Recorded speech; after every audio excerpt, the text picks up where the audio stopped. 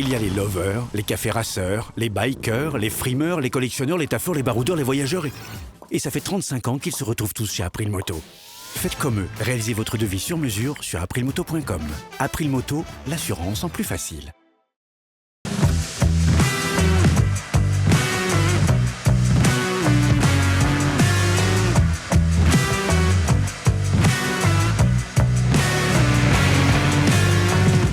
Salut les motards!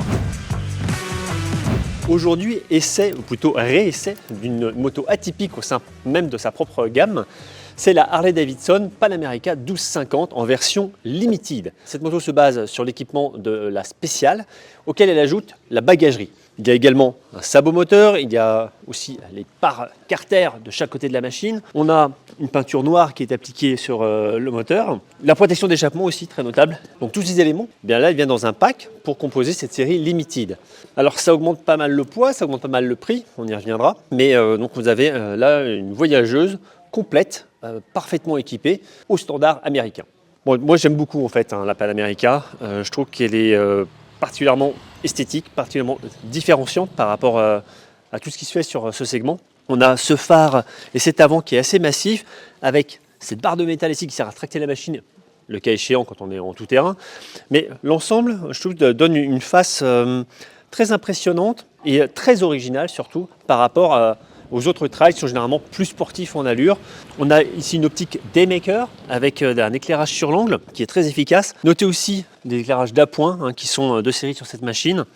Donc encore une très bonne chose. Également, ce que j'apprécie beaucoup, c'est la forme du réservoir. Il est très long, il est vraiment à l'esthétique Harley-Davidson, très typé.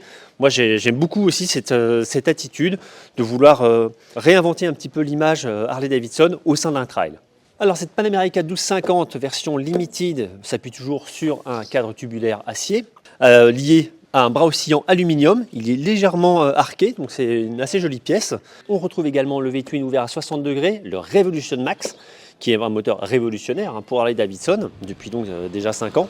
D'ailleurs, il dispose d'une distribution variable, tant sur les soupapes d'admission que sur les soupapes d'échappement. Donc au besoin, la cam va être pivotée sur un certain nombre de degrés pour augmenter l'attaque de la cam sur les basculeurs, ce qui permet d'avoir un moteur particulièrement disponible dès les bas régimes, tout en gardant à haut régime une très grande explosivité. Cette mécanique bénéficie également d'un rappel de jeu aux soupapes hydrauliques, donc ça c'est quelque chose d'assez rare pour être noté. Double arbre à cam en tête, 4 soupapes par cylindre.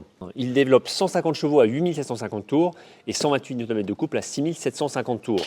L'embrayage est anti-dribble, la sélection est confiée à un quick shifter up and down, qui fonctionne d'ailleurs assez bien, on vous en reparlera en dynamique. Pas mal d'électronique pour gérer cette mécanique très démonstrative. On a évidemment une centrale inertielle, un IMU, un 3 axes, 6 directions, qui va surveiller tous les paramètres des assistances. Donc on va pouvoir rentrer dans le détail d'ailleurs, en modifiant donc la réaction à la poignée, le couple moteur, le frein moteur, le niveau d'antipatinage, d'ABS, etc. Enfin, complet. La géométrie de cette machine est évidemment adaptée à ses capacités off-road sur ce modèle, avec un angle de colonne de 25 degrés, une chasse de 108 mm et un empattement relativement long de 1585 mm. Niveau suspension, là aussi, c'est adapté à un usage off-road. On a une fourche Showa pilotée sur ce modèle comme sur le modèle spécial, donc le Limited reprend ces suspensions pilotées, qui va débattre sur 190 mm, donc ajustable en tous sens. À l'arrière, on a un combiné Showa, un amortisseur Showa réglable en tous sens aussi par électronique. Ça s'ajuste aussi donc, suivant les profils de pilotage et avec la centrale inertielle évidemment. Le débattement est également de 190 mm à l'arrière. Point d'importance, ce modèle bénéficie d'une assiette ajustable. Dès que vous allez stopper, la moto va se descendre pour être plus facile à enjamber. Ça a été la première moto à offrir cette suspension à hauteur ajustable, donc à l'arrêt, pour pouvoir simplifier le fait de monter à bord. Donc c'est vraiment un très bon point parce que la moto est assez haute. Niveau freinage, on a du très bon matériel avec des étriers Brembo à 4 pistons qui viennent serrer des disques de 320 mm à l'avant. À l'arrière, c'est un élément qui vient serrer une galette de 245 mm. Le tout, comme je vous l'ai dit, sous surveillance ABS, même sur l'angle. Les jantes, 19 et 17 pouces, qui vont chausser ici des Michelin Scorcher qui s'apparentent beaucoup à des Michelin Anaki Adventure. On a vraiment le même dessin, je pense que c'est quasiment la même chose, si ce n'est pas complètement identique.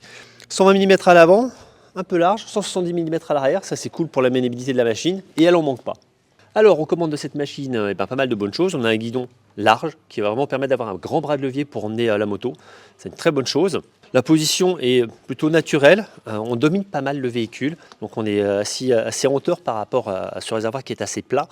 L'assise est très moelleuse, on a beaucoup de latitude pour circuler, donc beaucoup de place pour les plus grands.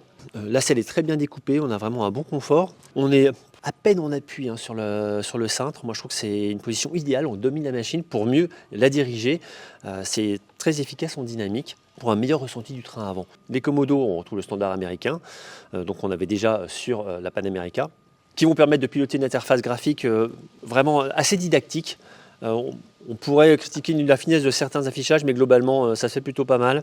Tout est paramétrable en tous sens, ça je vous l'ai dit. On pourra contrôler le système audio à droite, puisqu'on peut parler directement à la moto, on peut lui donner des ordres en parlant naturellement. Ce n'est pas des prompts, mais c'est vraiment pouvoir discuter avec la machine presque, donc c'est assez intéressant. On peut désactiver le contrôle de traction avec un bouton dédié, ça aussi c'est une très bonne chose. Le système de widget aussi permet de paramétrer la machine très rapidement.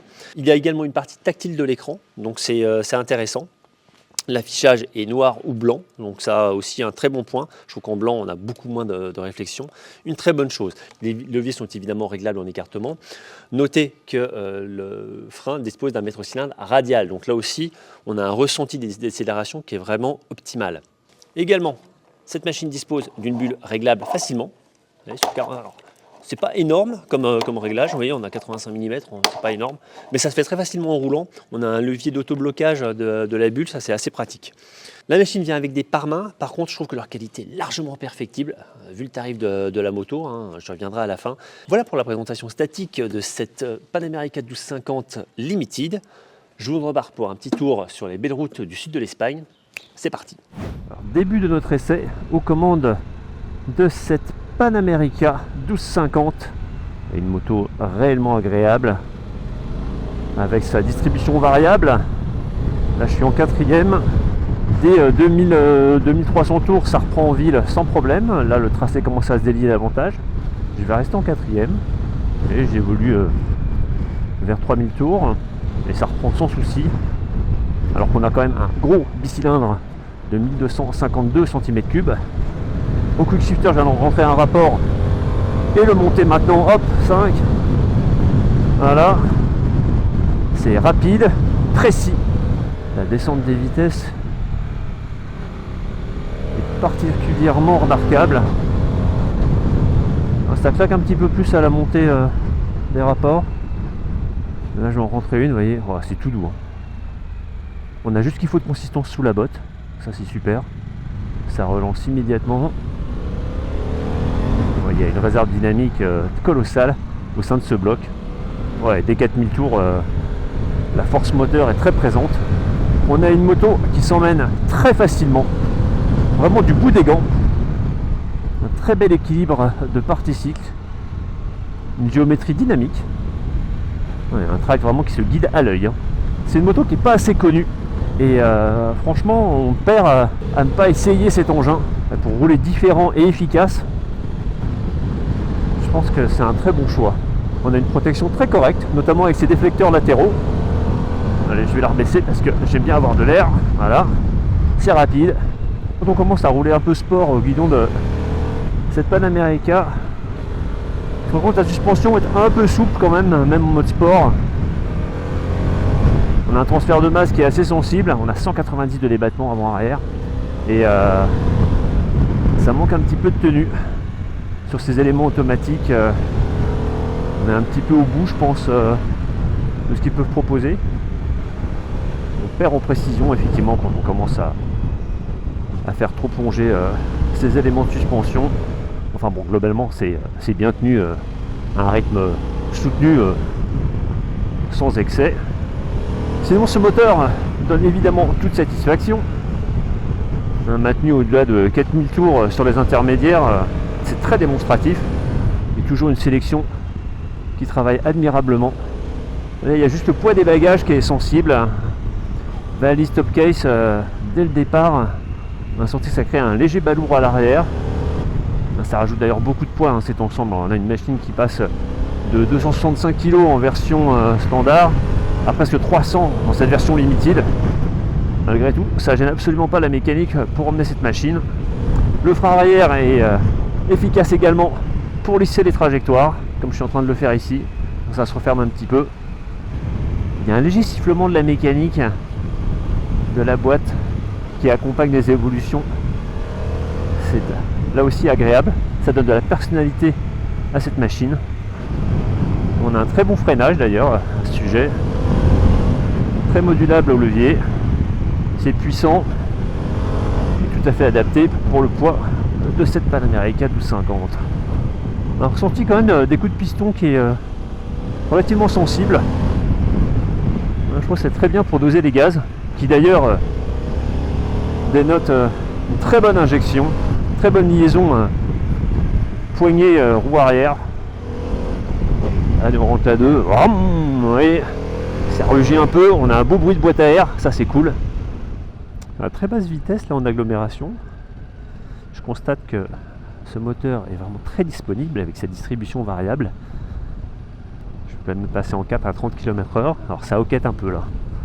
Mais bon, pour un énorme bicylindre comme ça, c'est très honnête. Hein.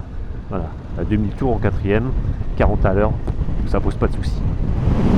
Ouais, franchement ça monte en haut du contour sans traîner, c'est très dynamique. Hein. Ce qui en fait une voyageuse performante à deux, chargée. Alors évidemment il y a le poids qui est sensible, notamment en manœuvre à basse vitesse ou moteur coupé, mais finalement pas vraiment plus que sur beaucoup de gros trails. On peut évoluer vraiment très tranquillement au guidon de cette Panamericana 1250. On a un moteur qui reprend quel que soit le régime. Voilà, on pousse un petit peu les rapports et de nouveau on va retrouver un caractère plus sportif. Alors ici on évolue sur une route assez défoncée. On a de temps en temps des saignées, des défauts dans le bitume, ce qui permet de tester l'excellent confort de cette Panamericana 1250. Même s'il reste un poil souple quand on commence à rouler fort, en tout cas le confort est permanent au guidon de cette machine. À l'issue de ce roulage aujourd'hui en Espagne de cette Panamericana 1250 Limited, eh bien, on retrouve une machine très convaincante, séduisante, moi je trouve, dans ses évolutions. Son moteur qui est particulièrement démonstratif. Je trouve qu'on ne manque jamais à la fois de disponibilité et à la fois de puissance à haut régime, voire dès les mi-régimes, puisque passé 4-5 000 tours, on a un V8 qui s'exprime largement. Les modes sont très différenciés. Le mode pluie calme vraiment la mécanique, quand le mode sport va vous donner le maximum de ce que peut offrir ce moteur. Le contrôle de l'injection est optimal, on a un bon ressenti de la mécanique avec des coups de piston, avec du gras moteur, donc une mécanique vivante qui a du caractère, qui est certes très différente de ce qu'on peut trouver ailleurs dans la gamme Harley-Davidson, mais qui a quand même quelque part un petit peu les principes de la marque, l'authenticité de caractère qu'on aime bien retrouver donc, chez Harley. Les suspensions électroniques qui équipent ce modèle m'ont paru un petit peu juste en mode sport. On a pas mal de transfert de masse quand même, la moto est lourde certes, mais on a pas mal de transfert de masse. On aimerait bien aimer que l'arrière soit mieux tenu et qu'à l'avant on a un système d'anti-plongée, comme on peut le retrouver sur une KTM par exemple. Donc ça, ce serait quand même à étudier pour faire évoluer ce modèle, qui le mérite parce qu'il est très très attachant et très performant. L'équilibre de la moto est assez remarquable. Quand on commence à rouler fort sur route, en dépit donc, des mouvements de suspension relatifs, je suis très surpris de la capacité de ce modèle à rouler vite, à avoir un freinage de cette qualité également, pour encaisser les presque 300 kg de ce modèle. On se fait rarement peur au guidon, on a toujours cette réserve de puissance des freins qui est très appréciable. Le confort est également remarquable sur cette machine, tant pour le pilote que pour le passager. On a des assises vraiment très larges, bien découpées. L'ensemble est très convaincant, avec des poignées pour l'accompagnant qui sont plutôt ergonomiques, même si bon, là c'est du plastique. Pour le coup, on aurait bien aimé avoir du métal. Il y en a un peu partout, donc ça n'aurait pas rajouté grand-chose. Et puis les sections sont un peu anguleuses, et ça, au bout d'un moment, ça a fait mal aux doigts. Point de reproche particulier, bon, donc les pare-mains, je vous l'ai dit, vraiment la qualité est perfectible. Pareil pour les valises. Je trouve que quand on rabat le coffre, ça ne vient pas pile en face. Voilà, ça pourrait être un tout petit peu mieux, même si globalement les matériaux sont très beaux. Je trouve qu'il y a une petite finesse de fonctionnement qui aurait pu être supérieure, vu le tarif de cette machine, qui, je vais vous l'annoncer, est de 27 200 €. Pour rappel, la standard est à 20 200 €. Donc on a 7 000 € d'écart pour certes pas mal d'équipements, puisqu'on a des suspensions pilotées, on a le quick shifter, on a la bagagerie, on a les protections un peu partout, les feux additionnels, etc. Donc on a beaucoup de choses en plus, mais quand même le tarif est assez salé. Mon conseil, ce serait d'ailleurs, à mon avis, de prendre une standard avec des équipements de suspension mécanique standard, mais de bonne qualité, et puis de l'équiper avec un peu de bagagerie si vous le souhaitez. Vous aurez une machine qui sera peut-être un petit peu moins lourde, et puis qui sera aussi un peu moins complexe avec ses suspensions pilotées. Je trouve que c'est bien d'avoir des éléments mécaniques, ça réagit toujours à peu près comme on le souhaite, et c'est prédictible, et c'est mieux. Cette machine va s'opposer au summum des trails qu'on peut trouver sur les autres marques, à savoir la Ducati Multistrada Rally par exemple, ou la BMW 1300 GS Adventure, mais également la KTM 1390 Super Adventure S, que nous avons essayé très récemment. Voilà ce que je peux vous dire à l'issue de cette prise en main aujourd'hui de cette Harley-Davidson Pan America 1250 Limited. Je vous en dis évidemment bien plus en ligne sur le repère-des-motards.com. N'oubliez pas de vous abonner à la chaîne YouTube et moi je vous retrouve très bientôt pour un nouvel essai. Ciao.